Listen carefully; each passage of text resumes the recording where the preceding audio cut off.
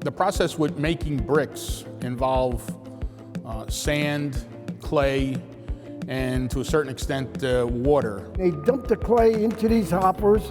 And they would mix the clay with sand and water and coal dust in big mixing machines. And they used to use lime to temper the clay.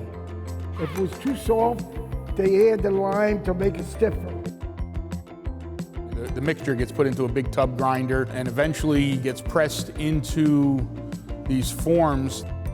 It was like baking a cake, basically. You had your ingredients, you mix them all together, and you put them in molds the way you would make cupcakes. In that early stage, they're not solid, they're very wet bricks. After setting for a while, they would put the raw bricks out onto a drying yard. They had to cure for several days outside. And then after the brick was dried, they had a crew that would come in and load them on these steel box cars. And each car held 1,000 brick, which would call a unit. And get sent down to the kilns where cranes would pick them up and place them into the kiln.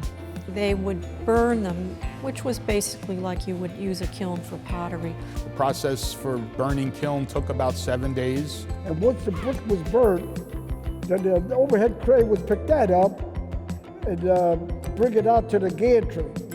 As soon as the bricks were ready and they cooled down, they were immediately shipped on barges to New York City.